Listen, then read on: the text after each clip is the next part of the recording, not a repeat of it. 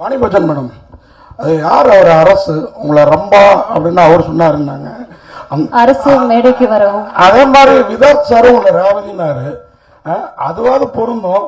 ரம்பா அப்படி ஒன்றும் தொட இல்லை, முகம் அவங்களோட நல்லாவே இருக்குது. அப்படி இருக்கப்ப ஏன் அந்த பேர் உங்களுக்கு என்ன காரணம் சொல்லுங்க? ரேவதியா இருக்க விரும்புறீங்களா, ரம்பாவா இருக்க விரும்புறீங்களா, இல்ல வாணிபோஜனாவே இருக்க விரும்புறேன்? அது எதுக்கு அந்த ரம்பா சொன்னா அது ஒரு டயலாக். அது அவர் சப்போர்ட் பண்ண எப்பயுமே வாணியோட ஃபேன். அவர் வந்து எப்ப பார்த்தாலும் சார் வாணி சார் சொல்லிக்கிட்டே இருப்பாரு. நான் அவரை கிண்டல் பண்றதுக்காக என்னங்க அது ரம்பா சார் நான் அவரை கிண்டல் பண்றதுக்காக நான் சும்மா அவர்கிட்ட வேணாம் பேசுனது.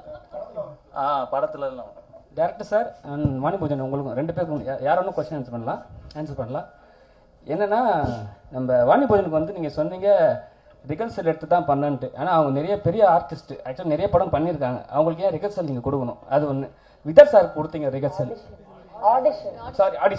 ஆடிஷன். என்னன்னா இப்போ வந்து நிறைய நீங்கள் படம் பண்ணியிருக்கீங்க. பெரிய பெரிய நடிகர்லாம் வந்து என்ன ஆடிஷன் கூப்பிட்டா ஒரு ஈகோ டச் பண்ண அவங்களுக்கு. ஸோ அது எதுதான்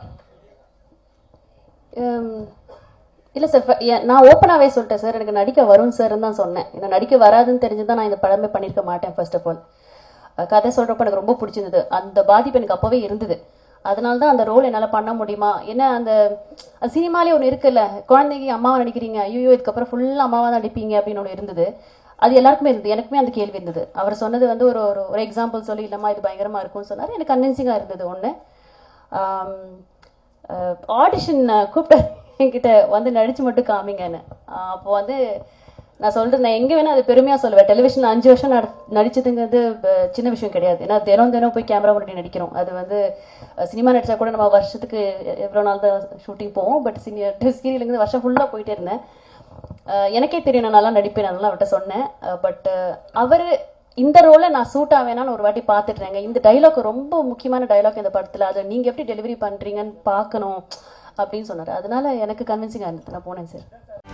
செய்திகளை உடனுக்குடனும் துல்லியமாகவும் தெரிந்து கொள்ள சப்ஸ்கிரைப் பண்ணுங்க.